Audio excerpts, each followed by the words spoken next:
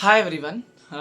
AP ECET 2026 phase 1 seat allotment అయితే వచ్చేసింది. అందరూ మీ కాలేజెస్ చెక్ చేసుకున్నారని అనుకుంటున్నాను. కాలేజ్ రిపోర్టింగ్ చేసే వాళ్ళకి ఇన్స్ట్రక్షన్స్ అయితే ఇవ్వడానికి వీడియో చేస్తున్నాను. చాలా క్లియర్ అప్డేట్స్ ఇస్తాను. సో ఇన్ఫర్మేషన్ అంతా నచ్చినట్టయితే ఖచ్చితంగా వీడియోకి లైక్ చేయండి, సబ్స్క్రైబ్ చేసుకోండి, ఫాలో అవ్వండి. Okay, so first of all అయితే ఆగస్ట్ 5th 2026 ఈ రోజు వరకు మాత్రమే, ఓకే, ఆగస్ట్ 5th 2026 వరకు మాత్రమే college reporting, self reporting time అయితే ఇచ్చారు. సో చెక్ చేసుకోండి. అలానే క్లాస్ వర్క్ అనేది ఆగస్ట్ 1st నుంచి స్టార్ట్ అవుతుంది. సో ఇది కూడా మీరు గమనించగలరు. మీరు ఎప్పుడైతే కాలేజ్ రిపోర్టింగ్ చేస్తారో ఆ రోజు నుంచే మీకైతే attendance and everything will be calculated. మీకు స్టార్ట్ అయిపోతుంది. మీరు ఖచ్చితంగా వెళ్ళాల్సి వస్తుంది కాలేజ్కి, లేకపోతే కాలేజ్ అటెండెన్స్ కూడా మీకు పోతుంది. అది కూడా గుర్తుపెట్టుకోండి. ఓకే, మీ నేమ్ రిజిస్టర్ అయిపోయిన తర్వాత అటెండెన్స్ స్టార్ట్ అయిపోతుంది అండ్ అటెండెన్స్ క్యాలిక్యులేట్ అయిపోతుంది మీ పేరు మీద, లేకపోతే ఇబ్బంది పడతారు. ఇది ఒక పాయింట్ గుర్తుపెట్టుకోండి, మళ్ళీ చెప్తున్నా. అండ్ దెన్ వచ్చేసినప్పటికీ ఏంటి కాలేజ్ రిపోర్టింగ్ చేసే వాళ్ళకి ఇన్స్ట్రక్షన్స్ ఏంటి అంటే, ఫస్ట్ సీట్ అలాట్మెంట్ ఆర్డర్, అలానే self reporting. Accept my joining అని చెప్తే మీకు ఆన్లైన్లో కనిపిస్తుంది కదా, cap.apcfss.in, అందులో మీకు యాక్సెప్ట్ మై జాయినింగ్ అని చేస్తే సెల్ఫ్ రిపోర్టింగ్ కూడా మీరు ప్రింట్ చేసుకోవచ్చు. సో దట్ మీకు ఆ కాలేజ్లో ఇష్టం అని చెప్పి యాక్సెప్ట్ చేస్తున్నట్టు అదొక ఫాము. అలానే సీట్ అలాట్మెంట్, ఈ రెండు కూడా 2 కాపీస్ తీసుకోండి. నెట్ నుంచి 2 కాపీస్ తీసుకున్న తర్వాత కొన్ని డాక్యుమెంట్స్ ఉంటాయి. ఏంటి డాక్యుమెంట్స్ అంటే, ECET 2026 hall ticket, ECET 2026 rank card, అలానే నెక్స్ట్ వచ్చేసినప్పటికీ తీసుకువెళ్తే మీరు లైబ్రరీస్కి కానీ, డిపార్ట్మెంట్స్కి కానీ, అక్కడ ఫినాన్స్ డిపార్ట్మెంట్స్ కానీ వీళ్ళందరికీ కూడా ఫోటోగ్రాఫ్స్ కావాలి. పాస్పోర్ట్ సైజ్ ఫొటోస్ తీసుకెళ్తే చాలా మంచిది.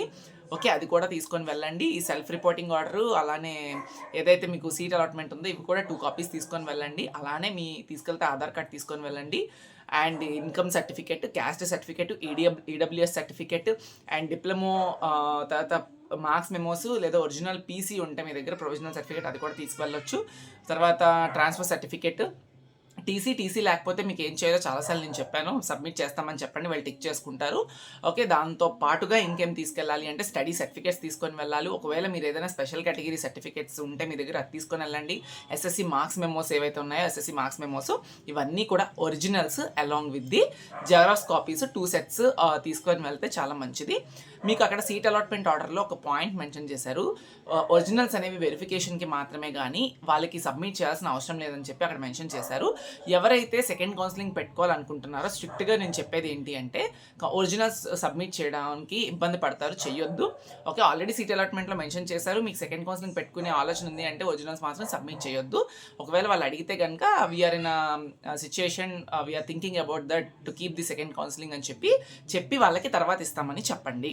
ఓకే, మీ దగ్గర ఏవైతే ఉన్నాయో ఒరిజినల్స్ అవన్నీ తీసుకొని వెళ్ళండి, వెరిఫై చేసుకుంటారు. ఏవైతే లేవో అవి మేము చూపిస్తామని చెప్పండి, వాళ్ళు టిక్ చేసుకుంటారు. ఈ సెల్ఫ్ రిపోర్టింగ్ ఏదైతే చేశారో వాళ్ళకి ఒక కాపీ ఇవ్వండి. మీరు ఆ కాలేజ్కి వెళ్ళి అక్నాలెడ్జ్ చేసినట్టు మీరు ఒక కాపీ తీసుకోండి, వాళ్ళు ఇస్తారు మీకు. సో ఇవన్నీ అయితే క్లియర్గా ఉన్నాయి. విత్ ఇన్ ద డేట్స్ మీరైతే సెల్ఫ్ రిపోర్టింగ్, కాలేజ్ రిపోర్టింగ్ చేయాలి, లేకపోతే వచ్చిన కాలేజ్ అనేది మీ పేరు మీద ఉండదు, క్యాన్సిల్ అయిపోతుంది అని సీట్ అలాట్మెంట్ ఆర్డర్లో మెన్షన్ చేశారు. ఓకే, నెక్స్ట్ ఇంకా ఏమేమి పాయింట్స్ ఉన్నాయి అంటే, ఆల్రెడీ నేను చెప్పినట్టుగానే కాలేజ్కి మీ పేరెంట్స్తో వెళ్తే చాలా మంచిది. ఇప్పుడే వస్తారు, మళ్ళీ పేరెంట్స్ మేబీ గ్రాడ్యుయేషన్ డే ఏమైనా పెడితే మీకు ఫైనల్ ఇయర్లో రావచ్చేమో, మధ్యలో ఎప్పుడు వెళ్ళరు. కాబట్టి వాళ్ళకి మీకు ఎక్కడ వచ్చింది ఏంటి, మీ కాలేజ్ క్యాంపస్ని చూపించండి, వెళ్ళండి, ల్యాబ్స్ చూపించండి, వీలైతే అన్నీ చూపించండి క్యాంపస్ మొత్తాన్ని. వాళ్ళకి కూడా తెలియాలి కదా, మా పాప ఎక్కడ ఉంది, మా బాబు ఎక్కడ ఉన్నాడు, ఎలాంటి క్యాంపస్ ఏంటి అనేది ఒకసారి చూపించడం చాలా మంచిది. వాళ్ళు కూడా హ్యాపీ ఫీల్ అవుతారు, ప్రౌడ్ ఫీల్ అవుతారు మీరు చదువుకుంటున్నారని చెప్పి. చాలామందికి ఒకవేళ నార్మల్గా ఏవైనా యావరేజ్ కాలేజెస్ అలా వస్తే కంగారు పడాల్సిన అవసరం లేదు. సెకండ్ కౌన్సిలింగ్ పెట్టుకోండి. ఈవెన్తో మీరు కాలేజ్ రిపోర్టింగ్ చేస్తే మీ ఫస్ట్ కౌన్సిలింగ్ సీట్ అనేది సెక్యూర్గా ఉంటుంది. దీని మీద ఇప్పుడు నేను మొత్తం ఇవన్నీ ఇన్స్ట్రక్షన్స్ ఇవ్వలేను. మీ first counselling seat, second counselling seat సెక్యూరా కాదా ఏంటి అనేది కంప్లీట్గా, మీకు సీట్ వస్తే సెకండ్ కౌన్సిలింగ్ పెట్టొచ్చా లేదా, ఒకవేళ సెకండ్ కౌన్సిలింగ్ పెడితే ఫస్ట్ కౌన్సిలింగ్ సీట్ ఉంటుందా లేదా, ఇవన్నీ డీటెయిల్స్ కూడా చేసి వీడియో చేశాను. డిస్క్రిప్షన్లో లింక్ ఇస్తాను, వెళ్ళి చూడండి. ఓకే, నెక్స్ట్ వచ్చేసినప్పటికీ సెకండ్ కౌన్సిలింగ్ మీరు ఎవరికన్నా సీట్ రాకపోతే డైరెక్ట్గా సెకండ్ కౌన్సిలింగ్కి వెళ్ళిపోవచ్చు. ఎందుకంటే సీట్ రాలేదు కాబట్టి వెబ్ ఆప్షన్స్ ద్వారా సెకండ్ కౌన్సిలింగ్కి వెళ్ళిపోవచ్చు. మీరు ఎటువంటి ఫీ పేమెంట్ చేయక్కర్లేదు. ఎవరన్నా ఇన్స్టెంట్ సప్లీ రిజల్ట్స్ రీసెంట్గానే వచ్చాయి కాబట్టి ఎవరైనా ఫస్ట్ కౌన్సిలింగ్ రిజిస్ట్రేషన్ చేసుకోకపోతే మీకు మళ్ళీ second counselling candidate registration, certificate verification అనేది జరుగుతాయి. వరి అవ్వాల్సిన అవసరం లేదు.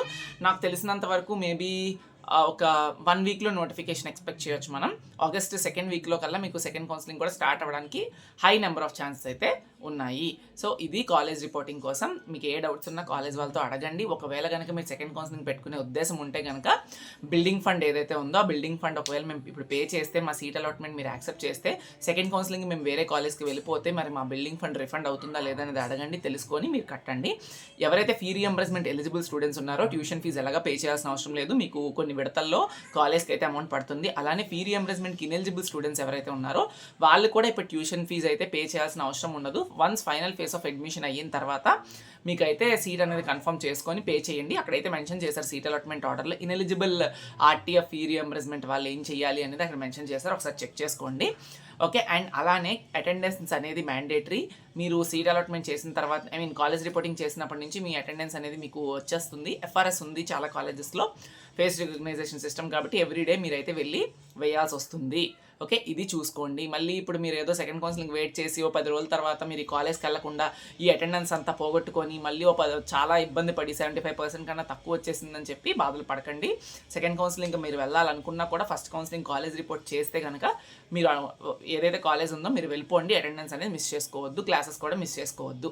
ఇంకేమైనా ఫర్దర్ డౌట్స్ ఉంటే కనుక ప్లీజ్ అడగండి. నేను కామెంట్స్కి మరొక వీడియో అయితే చేస్తాను మేజర్ డౌట్స్ తీసుకొని. Thank you so much.